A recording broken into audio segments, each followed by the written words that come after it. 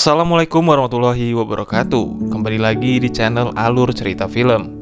Yang pada kesempatan kali ini gua akan merangkum sebuah film inspiratif berdasarkan kisah nyata yang berjudul Rise, yang rilis di tahun 2022.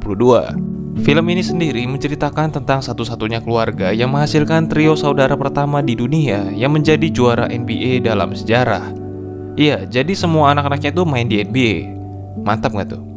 Oke, tanpa panjang lebar lagi, mari kita ke alur filmnya. Kisah awal di tahun 1990, sepasang suami istri Charles dan Veronica pergi meninggalkan Nigeria menuju ke Yunani. Namun sampai 1 tahun perjalanan, mereka baru sampai di Turki. Bahkan di Turki, mereka berdua hampir saja ditangkap sama polisi. Karena ternyata Charles dan Veronica masuk melalui cara ilegal, alias imigran gelap.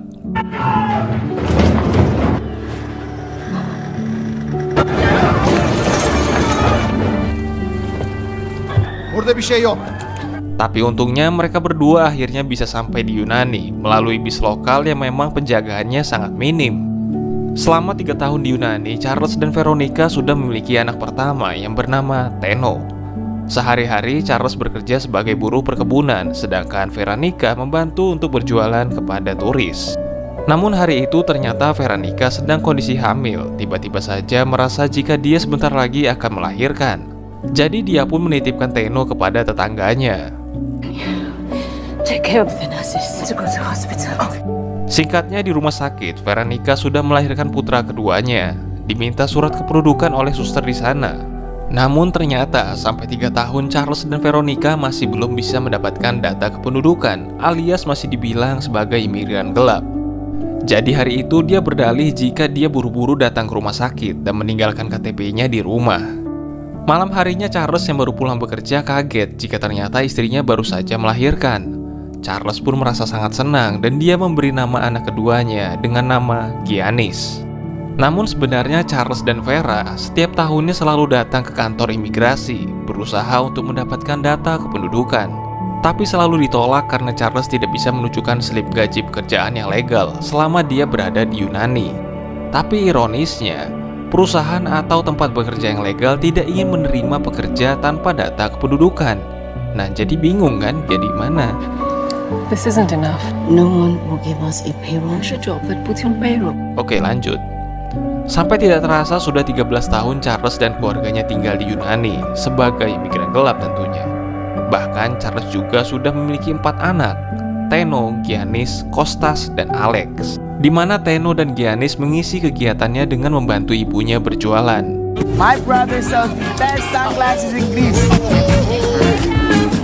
Hingga suatu hari ketika Tenno dan Giannis yang sudah menginjak masa remaja diajak bermain basket pertama kalinya oleh anak-anak sepantarannya.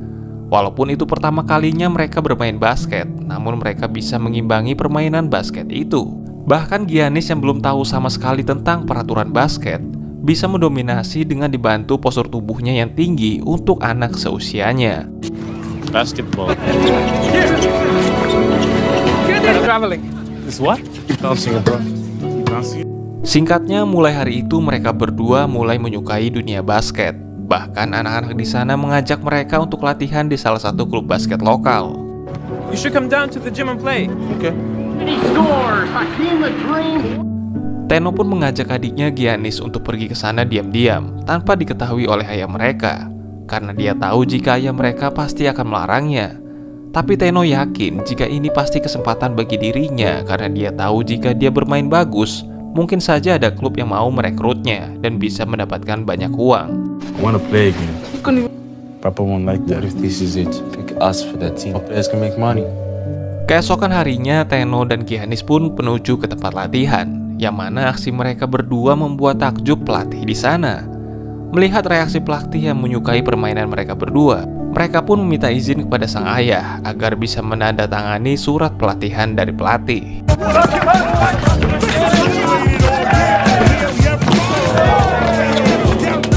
Tapi ternyata reaksi sang ayah pun malah di luar dari harapan mereka.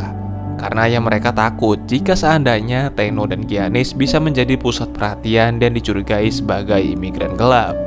Namun sang ibu mendukung kegiatan putra-putranya itu karena sang ibu ingin anak-anaknya merasakan masa-masa bermain. yang membuat sang ayah akhirnya mengizinkan mereka berdua untuk latihan setiap pulang sekolah. Then play. They need to have fun like normal children. Tenno pun menunjukkan permainan yang sangat luar biasa. Dia mampu beradaptasi dengan baik sesuai petunjuk dari pelatih, namun tidak dengan sang adik.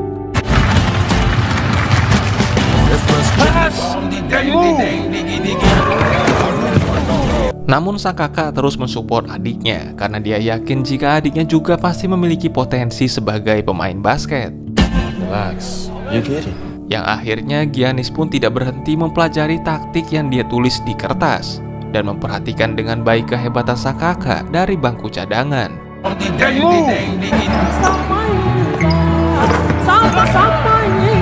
Hingga suatu hari, sang ayah pun berkunjung ke tempat latihan anaknya, di mana Charles menanyakan kepada pelatih tentang Tenno maupun Giannis. Charles pun kaget mendengar pernyataan dari pelatih yang menyebutkan jika Tenno ataupun Giannis sangat berbakat dan mungkin saja bisa bermain untuk tim nasional.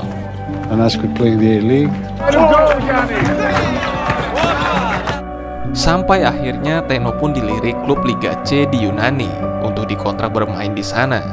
Tenno pun langsung memberikan cek uang muka itu kepada sang ibu dan berniat akan jalan-jalan bersama keluarganya untuk keesokan harinya. Tapi ketika cek itu akan dicairkan, ternyata cek itu ditolak oleh pihak bank. Karena klub yang ingin mengontrak Tenno baru saja mengetahui jika ternyata Tenno ini adalah imigran gelap dan kontraknya pun akhirnya dibatalkan. Tenno yang sempat putus asa dan bersedih akhirnya mampu kembali semangat berkat dorongan sang adik. Tapi kata-kata dari Giannis itu juga lah yang membuat Giannis semakin termotivasi. Yang mana pagi itu akhirnya Giannis ingin mengetahui saudaranya yang satunya lagi. Tell us we shouldn't be here. Stop us from getting back up. Why did you leave Francis behind? Yang ternyata anak pertama Charles dan Vera yang bernama Francis tidak diajak pergi ke Yunani. Karena menurut sang ibu, ketika mereka pergi ke Yunani saat itu Francis masih bayi. Jadi dia takut jika terjadi apa-apa ketika perjalanan. Mendengar hal itu, Giannis pun berjanji kepada ibunya bahwa semuanya akan baik-baik saja. Don't cry, Mama. You'll be okay one day. Pindah pada scene lainnya, yang mana sang ayah malam itu memberikan hadiah kepada Tenno dan Giannis, yaitu sebuah sepatu baru karena sang ayah melihat kerja keras dan komitmen mereka berdua. Mereka berdua pun langsung mencobanya malam itu juga. Got this for you boys, huh? You show commitment. That's why we fought to get back up. Hey, we go again.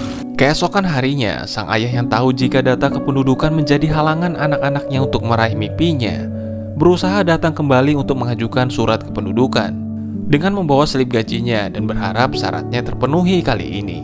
Namun sayangnya lagi-lagi ditolak, yang mana kali ini penolakannya beralasan jika pekerjaan Charles hanya sebagai tukang bersih-bersih, yang mana saat itu Charles hampir saja emosi karena merasa sudah dipermainkan.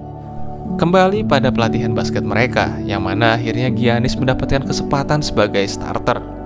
Namun permainan Giannis tidak sebagus kakaknya, malah dia mendapatkan perlakuan rasis dari tim lawan. Giannis, you're starting today. You suck. Giannis, hands. Yang mana hal itu sempat membuat Giannis kena serangan mental. Tapi sang ayah mengatakan jika itu tidak usah dipedulikan dan selalu tunjukkan apa yang Giannis punya.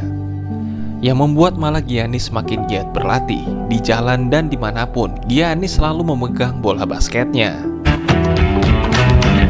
Dan tidak terasa 4 tahun pun berlalu dan keuangan keluarga pun semakin sulit dengan desakan biaya sewa yang selalu mencekik. Tapi sang ayah malah membeli mobil bekas, yang mana sang ayah memikirkan sebuah investasi dengan membeli mobil bekas dengan harga yang murah. Mereka bisa berjualan di tempat yang selama ini mungkin belum mereka datangi. Giannis yang saat ini berusia 18 tahun, di mana permainannya saat ini sudah bisa mengimbangi saudaranya.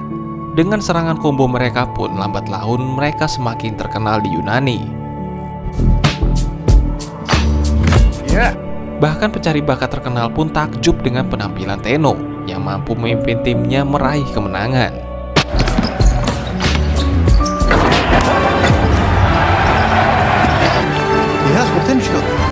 Namun sayangnya ketika pertandingan akan selesai, Tenno dilanggar dan membuatnya harus ditarik keluar. Dan Giannis pun ditunjuk sebagai pemimpin tim sebagai point guard. Lead the team. Go.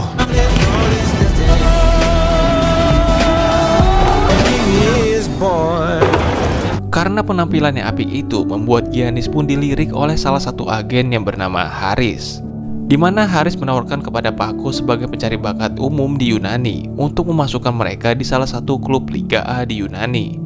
Tapi Paco menolak karena mereka imigran gelap dan regulasi basket Yunani akan menjatuhkan sanksi jika ada yang berani merekrut mereka. Padahal menurut Haris sendiri, jika Paco itu mau, seharusnya Paco bisa saja memberikan data kependudukan kepada mereka. Dengan kata lain, Paco memang tidak tertarik kepada Giannis maupun Tano. Tapi tidak dengan Haris, karena Haris sendirilah yang ingin menjadi agen dari mereka berdua. It was incredible today. Hi, I'm Haris. Be my agent. Have me? Cool. Namun ketika mereka semua akan pulang, ternyata hari itu kunci mereka sudah diganti oleh pemilik rumah, yang akhirnya membuat mereka semua tidur di mobil sampai pagi hari. Karena hal ini, sang ayah pun semakin berpikir jika satu-satunya kesempatan untuk keluarganya ada pada anak-anaknya. Jadi ketika Haris datang ke rumah menawarkan ujian regulasi internasional, yang mana itu pasti akan beresiko bagi imigran gelap seperti dirinya, sang ayah pun menerimanya karena dia ingin anak-anaknya mendapatkan kesempatan yang lebih besar untuk mewujudkan mimpi-mimpinya. The regional tryout we can sign them up for. We're going to have to take the risk. Tapi karena saat itu Teno yang masih cedera, akhirnya hanya Giannis saja yang ikut ujian regulasi itu. Dan singkat cerita, ujian pun dimulai. Sang ayah yang melihat permainan dari Giannis pun memutuskan keluar karena tidak tahan jika saja anaknya itu gagal dalam ujian ini.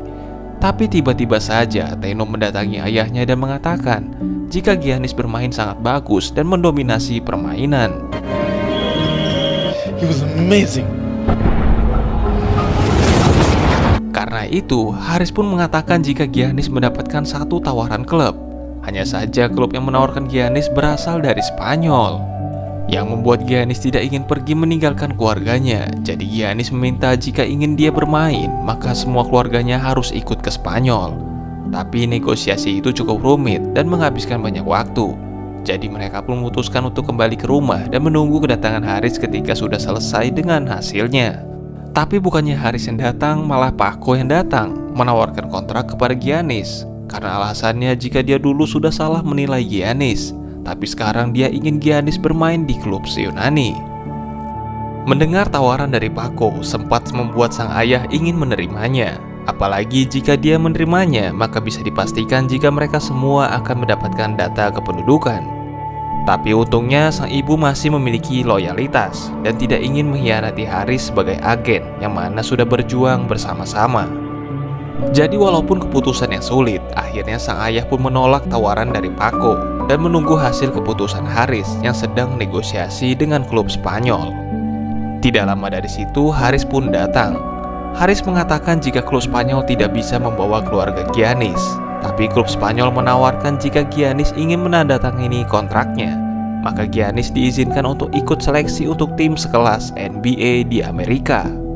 Dengan begitu, jika ada klub NBA yang ingin merekrut Giannis, maka bisa dipastikan jika semua keluarga Giannis bisa berkumpul di sana, dan klub Spanyol bisa mendapatkan keuntungan hasil penjualan Giannis ke klub NBA. Tapi sayangnya jika tidak ada klub NBA yang ingin merekrutnya, maka Giannis harus pergi ke Spanyol sendirian, karena syarat untuk masuk ke seleksi NBA harus sudah memiliki klub sebelumnya.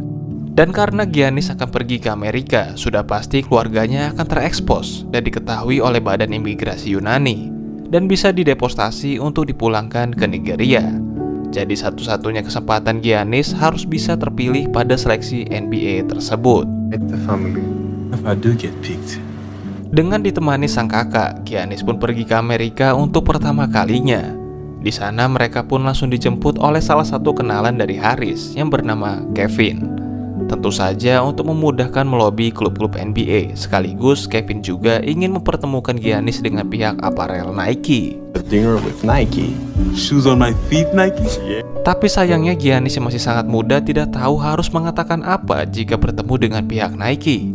Yang akhirnya Giannis pun menceritakan dirinya sendiri, yang mana ketika pertama kalinya ia dan Teno bermain basket, yang mana saat itu Giannis dan Teno harus bergantian memakai sepatu hanya untuk bermain. Other sneakers, because we couldn't afford a second pair. Tapi di luar dugaan, cerita itu malah membuat pihak Nike tersentuh dan berpeluang akan menerima kerjasama dari Giannis. tapi dengan syarat Giannis harus lolos seleksi klub NBA terlebih dahulu. Lalu hari seleksi pun dimulai, di mana semua agen dan pemain saling menawarkan jasa mereka. Dengan baik, Giannis pun mampu menjawab setiap pertanyaan dari para pencari bakat klub NBA. Dan pengumuman pun dimulai. Seluruh keluarga dan kenalan Giannis pun menonton dari TV, berharap ada salah satu klub yang ingin merekrut Giannis. Namun Giannis sempat pesimis karena sampai nomor 14 tidak ada satupun klub yang memilihnya. Sampai tiba-tiba With young men hoping to hear their names called tonight, the Milwaukee Bucks, Giannis Antetokounmpo. Ya, akhirnya klub Milwaukee Bucks akhirnya memutuskan untuk memilih Giannis. Dan 1 tahun kemudian, akhirnya satu keluarga Giannis pun berkumpul bersama di Amerika, tentu saja dengan status kependudukan yang jelas. Bahkan Giannis juga berhasil kerjasama dengan Nike dengan meluncurkan sepatu terbarunya. Setelah Giannis, lalu sang kakak Teno juga akhirnya bisa bermain di NBA. Dan selang 4 tahun, adik ketiga mereka yang bernama Kostas juga masuk ke NBA dan menciptakan trio NBA keluarga satu-satunya di dunia. Bahkan adik bungsu mereka yang bernama Alex juga mengikuti jejak kakaknya. Serta Giannis juga mampu membawa Milwaukee Bucks menjadi juara NBA dan menyabet gelar MVP. Dan film pun tamat. Terima kasih yang udah nonton sampai habis. Semoga saja kalian semua menikmati alur yang gue bawain. Dan mohon maaf jika ada salah-salah kata. Dan gue akhiri konten kali ini. Wassalamualaikum warahmatullahi wabarakatuh.